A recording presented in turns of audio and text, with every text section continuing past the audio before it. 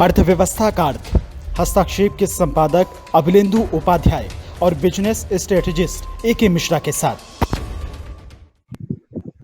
नमस्कार। हस्तक्षेप के अर्थव्यवस्था का अर्थ कार्यक्रम में आप सबका स्वागत है। हमारे साथ बिजनेस स्ट्रेटेजिस्ट और media panelist A K. Mishra ji आज विशेष अतिथि के रूप में जुड़े हुए हैं। ये कार्यक्रम हस्तक्षेप.com ने खासतौर से उन छोटे और लघु उद्यमियों और व्यापारियों के हितों को ध्यान में रखते हुए तैयार किया है, जिनको सामने बहुत समस्याएं आती हैं और तमाम मीडिया चैनल्स और बड़े अर्थशास्त्री और विधिवेत्ता और व्यापारवेत्ता सब जो है वो बड़े कॉरपोरेट घरानों के व्यापार के संबंध में ही सूचनाएं और राय दिया करते हैं। हमने इस कार्यक्रम की जो परिकल्पना की है वो इस तरीके की है कि जो छोटा उद्यमी है, जो छोटा व्यापारी है, उसके सामने जो व्यापार में दिक्कतें आती हैं, अर्थनीति अर्थशास्त्र की दिक्कतें आती हैं, सरकार से संबंधित नीतियों की दिक्कतें आती हैं, उसके व्यापार में अन्य अड़चनें आती हैं, तो उनसे किस तरीके से पार पाया जाए और क्या जो है वो सुझाव उसको व्यापार को आगे बढ़ाने के लिए दिए जाए। ए.के. मिश्रा जी कई बड़ी एमएनसीज में लगभग 20 साल का उनका अनुभव है काम करने का। फॉर्चून 500 जैसी कंपनी के साथ काम कर चुके हैं और आप लोग उनको लगातार मीडिया पैनल्स पे, टीवी डिबेट्स में उनको देखते होंगे। तो मिश्रा जी हमारे साथ लगातार इस कार्यक्रम में जुड़े रहेंगे और हमारे जो दर्शक जिनकी अपनी अगर कुछ समस्याएं हों, व्यापार से संबंधित कुछ जानकारी चाहते हों, कुछ उनकी प्रश्न हो जो वो समझना चाहते हों, तो वो हमको व्हाट्सएप कर सकते हैं या नीचे कमेंट बॉक्स में उसको लिख सकते हैं। तो हम उसको फिर मिश्रा जी से पूछ के अगले कार्यक्रम में उसको शामिल भी करेंगे। बेहतर ये होगा कि आप लोग इस कार्यक्रम को जो देख रहे हैं वो इस कार्यक्रम के वीडियो को शेयर करें ज़्यादा से ज़्यादा, ताकि ज़्यादा से ज़्यादा लोगों तक जो है ये चीज़ें पहुँचें, और हमारे चैनल को सब्सक्राइब अवश्य करें। तो मिश्रा जी आपका एक तो हस्तक्षेप के अर्थव्यवस्था का अर्थ कार्यक्रम में स्वागत है। Thank you Amalendu ji, thank you. तो मिश्रा जी आज बात शुरू करते हैं इसी से कि जो जिस तरीके का हम लोगों ने तय करके इस कार्यक्रम की रूपरेखा रखी भी थी और आपसे भी चर्चा हुई थी कि इस कार्यक्रम की किस तरीके से इसको किया जाए और क्या क्या इसमें बातें रखी जाए।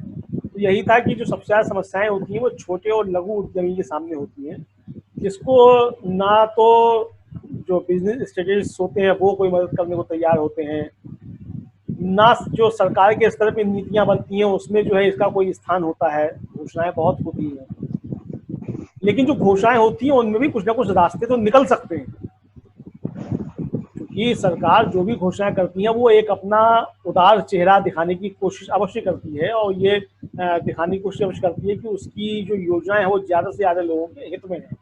तो उन योजनाओं के बीच में से ही क्या चीज़ें ऐसी हो सकती हैं जिनको जो है वो निकाल करके लाया जाए और जो छोटे लोग हैं, जो बढ़ना चाहते हैं, अपने व्यापार को जमाना चाहते हैं, उनके सामने वो जो उन योजनाओं से लाभ। देखिए अमलेंदु जी, आपका सवाल बहुत सही है।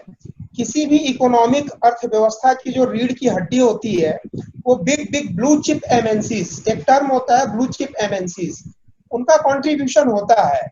लेकिन जो ये एमएसएमई होती है, इनके कंट्रीब्यूशन को नकारा नहीं जा सकता है किसी देश की अर्थव्यवस्था को खड़ा करने में, और स्पेशली अगर बड़े पैमाने पे रोजगार क्रिएट करना हो और इनोवेटिव माइंड सेटअप अगर आपको तैयार करना हो अपने देश में, तो ये जो एमएसएमई है, माइक्रो स्मॉल मीडियम सेगमेंट जो है, ये बहुत बड़ा इसका योगदान होता है। यही कारण है कि लगभग विश्व के सारे देश छोटे और लघु उद्योगों को, कुटीर उद्योगों को बढ़ाने के लिए काम करते हैं।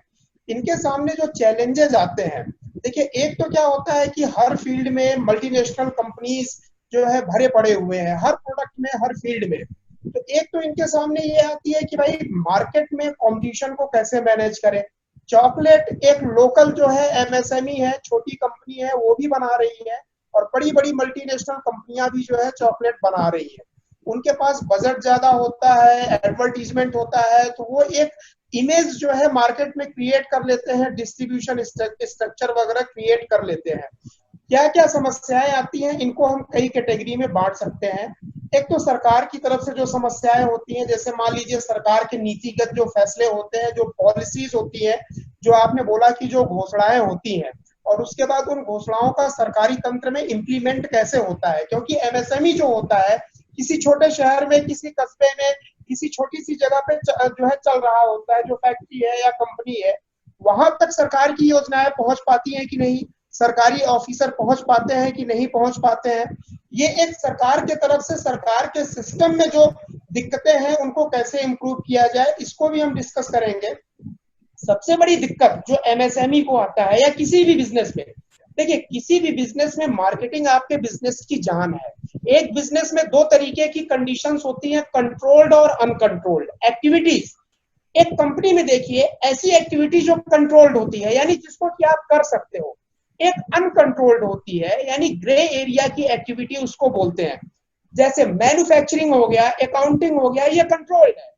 आपके पास अगर मशीनें हैं, आप उसको चलाएंगे तो प्रोडक्शन होना ही होना है, ये तय है, और सेम प्रोडक्शन होना है, उसको कोई भी लेबर कोई भी टेक्नीशियन चलाए। इसी तरीके से अगर अकाउंटिंग है तो कोई भी सीए आप रखोगे उसका रिजल्ट सेम आएगा, आपकी बुक कीपिंग अकाउंटिंग का काम होना ही होना है। सबसे बड़ी दिक्कत होती है मार्केटिंग और सेल्स की। इस चीज की कोई गारंटी नहीं है कि बेहतरीन प्रयास करने के बाद भी मार्केट में आपका प्रोडक्ट बिकेगा कि नहीं बिकेगा। और छोटी से लेके बड़ी कंपनियां, मैं ब्लू चिप एमएनसी की बात कर रहा हूं, अगर प्रोडक्ट वगैरह की भी देखें, नोकिया वगैरह का भी अगर हम देखें, तो इनके फेल होने के पीछे रीजन जो रहा हो, लेकिन लक्षण यानी सिम्टम एक रहा है कि धीरे धीरे मार्केट में इनकी सेल डाउन होती चली गई और मार्केट से इनका प्रोडक्ट आउट होता चला गया। फंड की जो प्रॉब्लम एमएसएमई के साथ आती है, आप इस चीज को रिसर्च करिएगा, दुनिया की जो सबसे बड़ी मल्टीनेशनल कंपनी होगी वो कभी न कभी एमएसएमई के रूप में ही उसकी स्थापना होती है, शुरुआत होती है। चाहे आप अंबानी जी को ले लीजिए, अपने इंडिया में ले लीजिए, आप रदरफोर्ड का मैंने एग्जाम्पल पिछली बार बताया था कि अपने गैराज से उन्होंने कार बनाने की शुरुआत की थी और आज दुनिया की सबसे बड़ी, हर कंपनी का अगर आप देखेंगे जो आज की डेट में मल्टीनेशनल कंपनी है, बहुत बड़ी ट्रांसनेशनल कंपनी भी जिसको बोलते हैं, तो उनकी शुरुआत इसी तरीके से हुई थी। देखिए सबसे बड़ी जो दिक्कत है मैं उसके बारे में बात करना चाहता हूँ, क्योंकि मार्केटिंग ही वो एक्टिविटी है जिसके कारण आपने एक बार जो इन्वेस्ट किया है, भाई इन्वेस्टमेंट आप कितनी बार करेंगे। किसी के पास पूंजी लिमिटेड होता है, चाहे वो पूंजी उसको लोन के थ्रू मिली हो, चाहे पर्सनल लोन उसने कहीं से लिया हो, या फिर जो है उसने अपना पैसा लगाया हो। एक या दो बार या तीन बार ही इन्वेस्ट करने की कैपेसिटी होती है, और अगर उसकी रिकवरी नहीं हुई तो वो उसको बार बार जो है पैसे इकट्ठे करना या फंड को अरेंज करना बहुत मुश्किल होता है। तो ये फेल्योर कहाँ पे होता है? ये फेल्योर होता है कि जब आप मार्केट में अपने प्रोडक्ट को लॉन्च करते हैं तो उसकी बिक्री नहीं होती है, उसकी सेल नहीं होती है, आप अपने प्रोडक्ट को बेचेंगे कहाँ, ये सबसे बड़ा दुख है, ये सबसे बड़ा चैलेंज होता है एमएसएमई के लिए। आज भी मेरे पास कॉल आए थे, कई लोगों के जो कॉल आते थे वो बोलते हैं कि मुझे एक फैक्ट्री लगानी है। मैं उनको ये चीज जरूर बोलता हूँ कि फैक्ट्री लगाने के पहले, फैक्ट्री लगाना एक कंट्रोल्ड एक्टिविटी है। आप इन्वेस्ट करेंगे, मशीनें मंगाई जाएंगी, लगा करके आपका प्रोडक्शन प्लांट शुरू कर दिया जाएगा।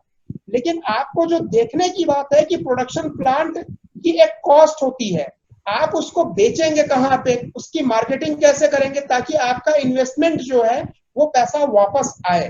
तो इस तरफ कोई ध्यान ही नहीं देता है। एमएसएमई के मैंने भी कई प्रोग्राम अटेंड किए हैं, वहां पर ज्यादातर वो फिलोसॉफिकल या नीतिगत बातें बताते हैं।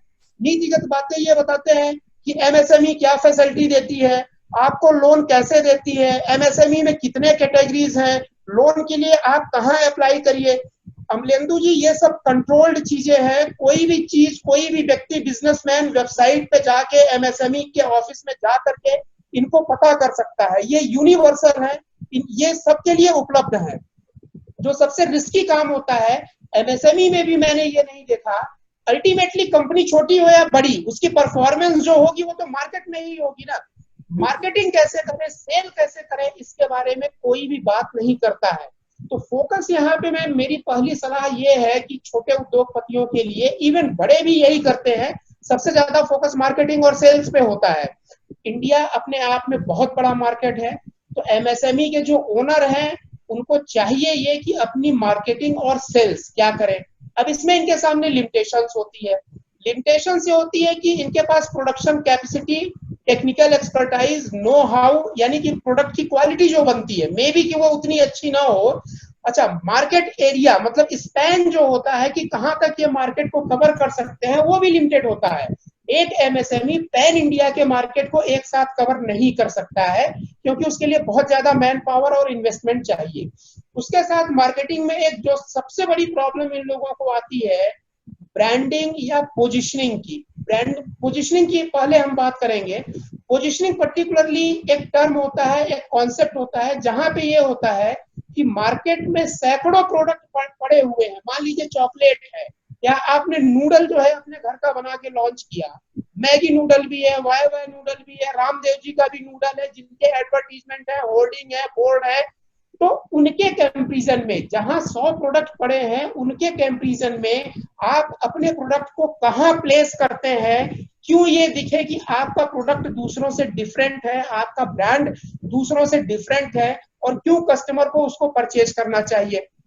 अब देखिए, सारा सवाल यहीं पे आ गया। जो प्रॉब्लम है कि कस्टमर क्यों परचेज करे। मान लीजिए आपने एक एरिया सेलेक्ट किया किसी एमएसएमई ने कि हम 5 डिस्ट्रिक्ट में अपना प्रोडक्ट बेचेंगे, क्योंकि चूंकि कैपेसिटी उतनी नहीं होती है, तो एरिया जो मार्केट एरिया होता है वो छोटा होता है। अब प्रोडक्ट क्यों बेचेंगे, या प्रोडक्ट कैसे बिकेगा, आपका माल कैसे बिकेगा, ये क्वेश्चन बहुत जरूरी होता है। जहां पे आप जब मार्केट में जाएंगे तो क्वालिटी वाइज भी अच्छे और इंफीरियर प्रोडक्ट होंगे आपके प्रोडक्ट के कंपैरिजन में।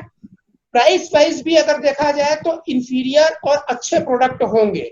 तो अभी इस चैलेंज को कैसे मैनेज किया जाए, इसके लिए मैं ये बोलूंगा कि बहुत अच्छे तरीके से एमएसएमई के जितने भी ओनर हैं, मार्केटिंग पे उनको रेगुलर फोकस करना चाहिए। ये डे टू डे एक्टिविटी है। सारे बिजनेस इन्वेस्टमेंट का जो रिटर्न होता है, आरओआई जिसको आप बोलते हैं, वो आपके स्ट्रॉन्ग मार्केटिंग और सेल्स पॉलिसी के कारण ही पॉसिबल होता है। यहाँ पे ऐसे भी उदाहरण है कि बहुत बड़ी बड़ी ट्रांसनेशनल कंपनीज ने इंडिया में हजारों करोड़ इन्वेस्ट किया और वो सक्सेस नहीं हो पाए। उसके पीछे रीजन है ऑफिस खरीदना, ऑफिस का सेटअप करना, रिक्रूटमेंट करना, एडवर्टीजमेंट देना, बोर्ड पोस्टर ये सब लगाना, ये सब कंट्रोल्ड है। आप पैसा खर्च करिए, आप कर लेंगे।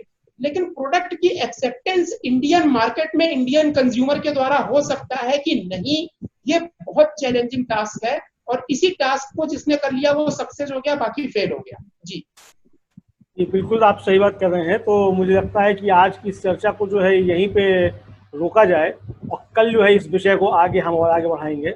और तब तक कुछ सवाल भी हो सकता है हमारे दर्शकों के आ जाएं, तो उन दर्शकों के सवाल को भी लेकर के हम जो है फिर कल के कार्यक्रम में इसमें अवश्य शामिल करेंगे। और दर्शकों, आपसे भी निवेदन है कि इस कार्यक्रम को आप लोग जो है जरूर देखा है, इसको शेयर अवश्य करें। और आपके अगर कोई सवाल हैं तो आप हमको व्हाट्सएप कर सकते हैं, हम मिश्रा जी से उस पर बात करेंगे, अगले कार्यक्रम में उसको शामिल करने की कोशिश करेंगे। और अगर आप अपना नाम गुप्त रखना चाहते हैं तो कोई बात नहीं, आप अपना नाम भी गुप्त रख सकते हैं। सवाल आना चाहिए जिससे लोगों को ज़्यादा से ज़्यादा मदद मिले, हमारा उद्देश्य यही है। तो आप लोग बिल्कुल अपने सवाल जो हैं हमारे पास छोड़िएगा, हम उस पर आगे बातचीत करेंगे। और आपके कुछ सुझाव हो इस कार्यक्रम को हम कैसे बेहतर बनाएं और इस कार्यक्रम में क्या क्या हम चीज़ें शामिल करें, वो भी आप हमको बता सकते हैं। धन्यवाद। वीडियो को शेयर अवश्य कीजिए, और अगर आपने हमारा चैनल सब्सक्राइब नहीं किया है तो चैनल को सब्सक्राइब अवश्य कीजिएगा। मिश्रा जी, आपका भी बहुत बहुत धन्यवाद। Thank you Amarendra ji, thank you.